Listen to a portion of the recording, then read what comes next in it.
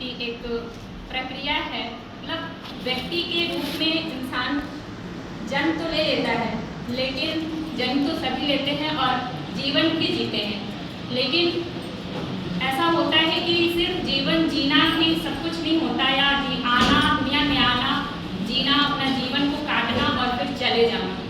तो कहीं ना कहीं एक व्यक्ति को भगवान ने ऐसा बना करके भेजा है कि वो दुनिया में जाएगा और अपने कर्मों से, अपने व्यवहार से, अपने आचरण से दुनिया में एक ऐसा प्रभाव छोड़ेगा कि उसके होने के साथ भी और न होने के बाद भी उसका प्रभाव जो है वो समाज में कहीं न कहीं एक प्रेरणा के रूप में लोगों के सामने प्रत्यक्ष और अप्रत्यक्ष रूप से उपस्थित रहे। इसीलिए व्यक्ति के सबसे पहले आयाम में, मतलब उसके व्यक्तित्व के निर्माण को रखा गया है। यदि एक व्यक्ति के अंदर उसके व्यक्तित्व का निर्माण नहीं होता तो संपूर्ण रूप से व्यक्ति नहीं बन पाता।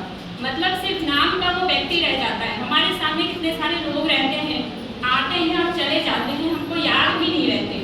अगर कोई पूछे कि सामने से कौन गुजरा तो हमको ये भी नहीं पता होगा कि कौन आया और कौन चला गया। लेकिन कुछ लोग होते हैं जो हमारे सामने आते हैं, उनको देखते ही उनके व्यवहार से, उनकी बातों से एक प्रभाव जो हमारे सामने जो प्रकट होता है, उसके जरिए हम उसे पहचानते हैं और हम उसे जानते हैं। तो हमारी इस 15 दिवसीय कार्यशाला का जो ये टॉपिक रखा गया, मुझे तो बहुत ही ज़्यादा महत्वपूर्ण लगा, क्योंकि एक मानव के विकास में ये सारी प्रक्रियाएं जो है वो बहुत ही उपयोगी थी। जिसमें पहले दिवस का था व्यक्तित्व और व्यक्तित्व निर्माण के सूत्र, जिसके बारे में हमने जाना कि कैसे हम अपने व्यवहार, सोच और भावनाओं को एकदम संतुलित और आदर्श बना करके अपने व्यक्तित्व का विकास की ओर अग्रसर हो सकते हैं।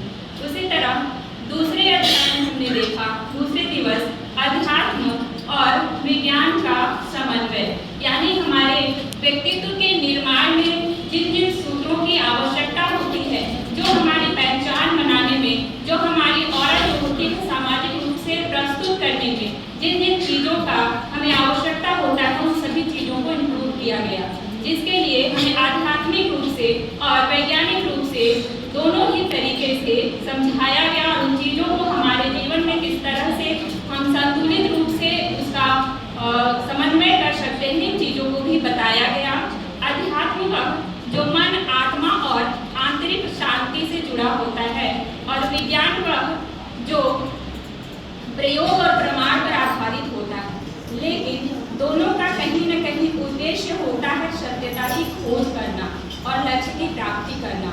तो जब हम विज्ञान और अध्यात्म को दोनों को संतुलित रूप से अपने जीवन में स्वीकार करते हैं, आत्मसात करते हैं, तो हम अपने प्राचीन संस्कृतियों को लेते हुए आधुनिक युग के साथ साथ चलने में कहीं न कहीं सफल होते हैं। इसके साथ ही तृतीय दिवस का हमारा टॉपिक था भारतीय संस्कृति और संस्कार। भारतीय संस्कृति कोई नाम नहीं है, बल्कि एक पहचान है। भारत का जो संस्कृति है वो सदियों से चली आ रही हमारे भारतीयता का प्रतीक है, जो हमारे संस्कारों में झलकती है। इसीलिए भारत की जो संस्कृति है और संस्कार है, ये व्यक्ति को आदर्श जीवन जीने की एक कला सिखाती है। इसके पश्चात हमारा चतुर्थ दिवस का विषय रहा सफल जीवन एवं स्वस्थ रहने के अनिवार्य सूत्र, यानी कि कैसे हम अपने जीवन को सफल बना सकते हैं। और सफल बनाने के लिए सबसे महत्वपूर्ण बिंदु था वो है हम अपने जीवन को सबसे पहले स्वस्थ कैसे रख सकते हैं, जिसके लिए हमें हमारे मुख्य वक्ताओं के द्वारा बहुत ही अच्छी तरह से मार्गदर्शन किया गया, बहुत सारी प्रेरणा दिए गए और बहुत सारे सूत्रों के बारे में समझाया गया, जिसमें हमारा आहार विहार, हमारा रहन सहन, हमारा सोच और हमारी स्वच्छता, ये सारी चीज़ों को सम्मिलित किया गया था। इसके पश्चात पंचम दिवस का हमारा टॉपिक था लक्ष्य निर्धारण और जीवन दर्शन। लक्ष्य निर्धारण हमारे जीवन के लिए उतना ही उपयोगी है जितना कि जीवन जीना। जैसे कि आप सभी मानते ही होंगे कि जीवन मिला है तो उसे जीना हमको एक कंपलसरी होता है। सुबह उठते हैं, खाना बनाते हैं, खाते हैं, कमाते हैं, किस चीज़ के लिए? जीवन जीने के लिए। लेकिन अगर जीवन जीने के साथ साथ हमें इस चीज़ का पता ही नहीं होगा कि हम जीवन जी क्यों रहे हैं, कर क्या रहे हैं, हमको करना ही क्या है, तो फिर उस जीवन को जीने का कोई मोल ही नहीं रह जाएगा। तो इन सभी के लिए अपने जीवन का एक उद्देश्य को बनाना, उसको साधना सबसे आवश्यक होता है। ये हमारा लक्ष्य निर्धारण और जीवन दृष्टि अर्थात जीवन को जीने का तरीका, जीवन को जीने का हमारा नजरिया, जिस तरह से हमें जीवन जीना चाहिए, जिन उद्देश्यों को प्राप्त करने के लिए हमें जीवन जीना चाहिए और समाज में हमें किस तरह का अपना प्रभाव छोड़ना है, इन सभी को सोच करके जब हम अपने जीवन को एक उचित मार्ग की ओर ले जाते हैं, वही हमारा जीवन का दृष्टिकोण होता है। और इन सब में कहीं न कहीं प्रभावित होता है हमारा पर्यावरण। इसके अगले टॉपिक में हम सब ने देखा पर्यावरण संरक्षण और गतिविधि। पर्यावरण की रक्षा करना हमारा कर्तव्य है, उत्तरदायी है, ये कोई ऑप्शन नहीं है, एक महत्वपूर्ण जिम्मेदारी है। मतलब इसे हमें करना ही है तो करना ही है। जिस तरह से सांस लेना आवश्यक है, वैसे ही पर्यावरण को भी संरक्षित करना आवश्यक है, क्योंकि पर्यावरण जब तक संरक्षित नहीं रहेगा, सुरक्षित नहीं रहेगा, स्वच्छ नहीं रहेगा, कहीं न कहीं उससे हमारा जीवन सबसे पहले प्रभावित होगा। तो पर्यावरण को संरक्षित करने के लिए हमें प्रकृति के अनुकूल व्यवहार, विचार और गतिविधियाँ सबसे महत्वपूर्ण है। उसके पश्चात है राष्ट्र चरित्र एवं राष्ट्र निर्माण में भूमिका। मतलब हमारे राष्ट्र का चरित्र, राष्ट्र का स्वयं का तो कोई चरित्र होगा ऐसा कोई सोच नहीं सकता, क्योंकि राष्ट्र किससे बना है? मानव से, व्यक्तित्व से, समाज से। तो व्यक्ति का जो व्यवहार होता है, जो आचरण होता है, वही राष्ट्र का चरित्र निर्धारित करता है। मतलब किसी राष्ट्र का अगर पहचान बनता है तो उस राष्ट्र में रहने वाले वहाँ के नागरिकों के व्यवहार, उनके आचरण, उनके संस्कार, उनके विचारों से बनता है। तो हमारे व्यक्तित्व का हमारे राष्ट्र निर्माण में और राष्ट्र के विकास में, उसके चरित्र के निर्माण में कहीं न कहीं अहम भूमिका निभाती है। इसके पश्चात भावनात्मक संतुलन के बारे में हमने जाना। मतलब भावनात्मक संतुलन मतलब हमारे अंदर जितनी भी भावनाएं होती है, खुशी होती है तो बहुत ज़्यादा हो जाती है, दुख होता है तो वो भी बहुत ज़्यादा हो जाता है। मतलब हमें कभी खुशी मिलती है तो इतने ज़्यादा खुश हो जाते हैं कि भूल जाते हैं कि हमें कितना खुश होना है और इसका अगले पल क्या परिणाम होने वाला है। इतना ज़्यादा हम खुश हो जाते हैं। और दुख भी मिलता है तो इतना ज़्यादा दुख हो जाते हैं कि आमने सामने क्या हो रहा है किसी चीज़ का हमें सुध ही नहीं रहता। और उसी आवेश में आकर हम सामने वाले के साथ, अपने मित्रों के साथ, अपने परिवार के साथ किस तरह का आचरण कर रहे हैं, व्यवहार कर रहे हैं, किसको आघात पहुंचा रहे हैं, इन सब का सुध भी हमें नहीं मिलता है। तो इन सब के लिए जरूरी है कि अपने भावनाओं पर नियंत्रण रखना। रोक लगाना तो मुमकिन ही नहीं है, लेकिन कम से कम हम सदाचार के माध्यम से अपने भावनाओं को नियंत्रित तो कर ही सकते हैं। एक विचार तो बना ही सकते हैं कि हमारी भावनाएं सिर्फ हमको प्रभावित करें, न कि हमारे आसपास के वातावरण को। हमारा क्रोध कभी कभी हम पर इतना प्रभावी हो जाता है कि हमारे साथ कोई अच्छा व्यवहार भी करता है तो हमें गलत लगने लगता है।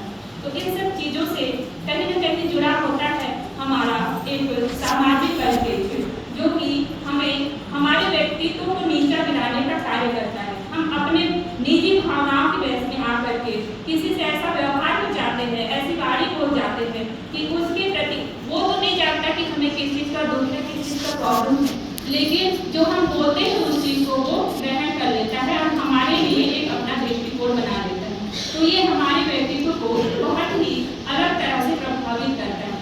इसीलिए जरूरी है कि हमें अपने भावनाओं को नियंत्रित करना चाहिए।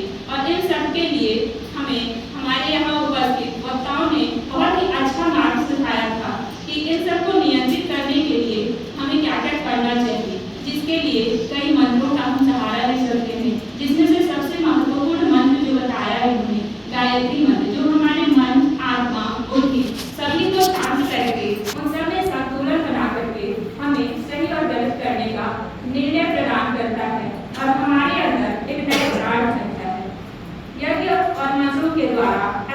विचारों के द्वारा हम अपने आचरण को और अपने व्यवहार को नियंत्रित कर सकते हैं।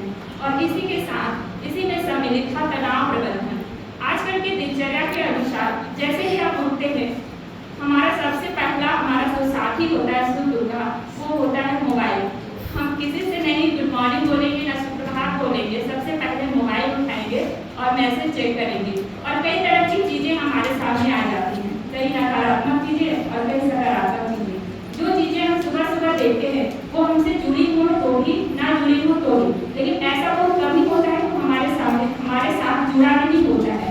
मतलब जो भी कंटेंट हम सोशल मीडिया पे देखते हैं, सुनते हैं, वो चीज़ें हमें अपने आप अंदर दिखने लगती है। मतलब हम अपने आप को उस सब चीज़ों से कनेक्ट करने लगते हैं और कहीं न कहीं वो हमें पीड़ा देती है।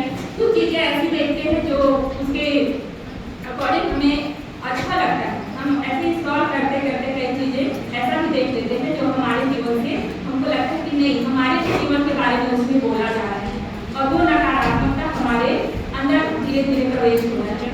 और वहीं से स्टार्ट हो जाता है तनाव। और ये तनाव हमारे साथ जब तक हम रात में सो नहीं जाते तब तक रहता है और इसका प्रभाव भी हमारे साथ रहता है। तो तनाव के प्रबंधन के लिए मैंने जो अपना अनुभव किया है वो मैं बताऊँगी, क्योंकि मुझे मैम ने हमसे अपना जो हमने कक्षाएँ ली है उनमें से क्या सीखा, क्या अनुभव किया, ये बताने के लिए बुलाया है। तो मैं अपना एक्सपीरियंस शेयर करना चाहूँगी आप सभी से कि जब भी मेरे साथ ऐसा कुछ होता है कि मैं किसी चीज़ में अपने आप को देखती हूँ, मुझे वो चीज़ कष्ट देता है, तो मैं उन चीज़ों में इतना हावी नहीं होती कि हाँ उसी चीज़ को रिलेट करके मुझे पूरे दिन रहना है, अपने आसपास में व्यवहार करना है। मैंने जब ये कक्षाएँ लेना प्रारंभ की और जितना सुना, जितना समझा, मैंने ये सीखा कि तनाव का सबसे मुख्य कारण हमारा दिमाग होता है, हमारा मन होता है। अगर हम उसे कहीं और लगा लें तो ये तनाव कहीं न कहीं कम किया जा सकता है, जिसके लिए यहाँ के उपस्थित वक्ताओं ने बहुत सारे माध्यम बताए थे, जिनमें से सबसे अच्छा माध्यम मैंने जो अपने ऊपर देखा, हर किसी के अपनी पर्सनल अनुभव होगी, तो मैंने जो सबसे अलग देखा कि अगर मैं ध्यान करने भी बैठती तो वो चीज़ें मेरे माइंड में कहीं न कहीं घूमने लगती, जो नकारात्मकता होती ना वैसे पीछा नहीं छोड़ती। तो ध्यान करने बैठ गए तो चली गई हमारा क्या दिमाग में वही चीज़ें दिखाई देती है, आँखें बंद करो तो भी वही चीज़ें दिखाई देती है। तो इससे सबसे अच्छा उपाय है कि या तो आप उस जगह से हट जाइए, अकेले हैं तो 4 लोग जहाँ पे हैं अपने परिवार के साथ दूर हो जाइए, या तो अपने पसंद की कोई चीज़ें कीजिए जो आपको पसंद हो, ड्राइंग करना, पेंटिंग करना, म्यूजिक बजाना या म्यूजिक सुनना या डांस करना, किताबें पढ़ना। मैं इनमें से चुनती हूँ किताबें पढ़ना। मुझे किताबें पढ़ने में मतलब किताबें जब पढ़ती हूँ मैं तो ये सारी चीज़ें कहीं ना कहीं मुझसे छूट जाती हैं। और जब ऐसा किताब नहीं पढ़ना है कि अपने सब्जेक्ट से रिलेटेड पढ़ेंगे, सब्जेक्ट से हट के, मतलब ऐसी बहुत सारी कुछ कहानी ही पढ़ लिए, उपन्यास पढ़ लिए या कुछ भी जो भी आपको अच्छा लगे वो पढ़िए। उससे क्या होता है कि उसमें की जो पॉजिटिविटी होती है वो हमारे अंदर की भरे हुई नेगेटिविटी को कम करने का काम करती है और हमें आगे की ओर बढ़ने में मदद करती है। और देखिएगा ऐसा कि अगर आप उस तरह से पढ़ेंगे तो क्या होता है कि हमारी जो नेगेटिव चीज़ें जो हमने सुनी होती है उसी के बारे में उसको तोड़ने के लिए कहीं ना कहीं कॉन्टेक्ट, कहीं ना कहीं लाइन हमारे सामने आ जाती है। ये चीज़ें मैंने अनुभव किया है। इसके पश्चात मनुष्य के भाग्य का निर्माता, इसके बारे में भी हमने बहुत सारी चीज़ें हमारे दीदी लोग उपस्थित हैं उन सबसे सीखा कि मनुष्य के भाग्य का निर्माता कौन होता है। तो हम सभी का जवाब था उस दिन कि मनुष्य का निर्माता, उसके भाग्य का निर्माता वो स्वयं होता है। कहीं ना कहीं सत्य है कि मनुष्य के भाग्य का निर्माता वो स्वयं है, उनका विचार है। और मतलब मनुष्य जैसा विचार करता है, जैसा सोचता है वैसा वो व्यवहार करता है और वैसा ही वो कार्य करता है, और जैसा कार्य करता है वैसा उसको परिणाम मिलता है। और अगर वो अच्छा काम करेगा तो अच्छा परिणाम मिलेगा, तो उसके भाग्य में कहीं ना कहीं अच्छी सी चीज़ें होंगी जो कि एक पॉजिटिव एनर्जी क्रिएट करेंगी और हमें अच्छी चीज़ें करने के लिए भी प्रेरित करती है। इसके पश्चात हमने यज्ञ और विज्ञान के बारे में भी हमने जाना था, बहुत सारी चीज़ें दीदी ने बताया था। और कुरीति उन्मीलन, मतलब हमारे समाज में ऐसे बहुत सारे रीति रिवाज जिनको हम सिर्फ ये मान करके, ये अवधारणा बना करके मानते हैं कि ये हमारी सदियों से चली आ रही हमारी पूर्वजों की परंपराएं हैं। तो कहीं ना कहीं ऐसी कुरीतियाँ किसी के नाम से ही समझ में आ रहा है कि ऐसे रीति रिवाज जो मतलब अच्छे नहीं है, जिनका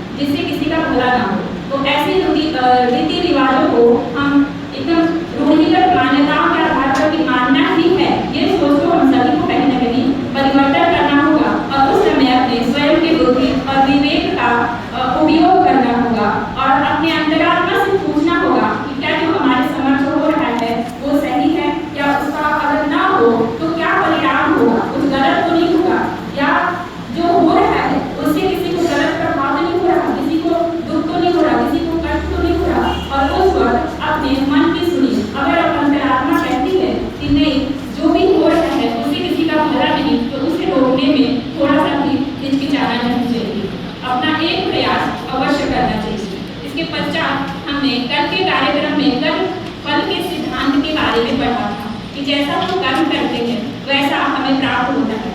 हम यहाँ पर शिक्षार्थी हैं, विद्यार्थी हैं, तो ये चीज़ें तो हमें समझने में उतनी मुश्किल नहीं होनी चाहिए, क्योंकि पूरे साल हम बचपन से पढ़ते आ रहे हैं, पढ़ाई कर रहे हैं और ये चीज़ का अनुभव कर रहे हैं कि जितना हम पढ़ते हैं, जितना हम लिखते हैं, उसके अकॉर्डिंग हमको मार्क्स मिलता है और उसके अकॉर्डिंग हमको सामने वाले से फीडबैक मिलता है।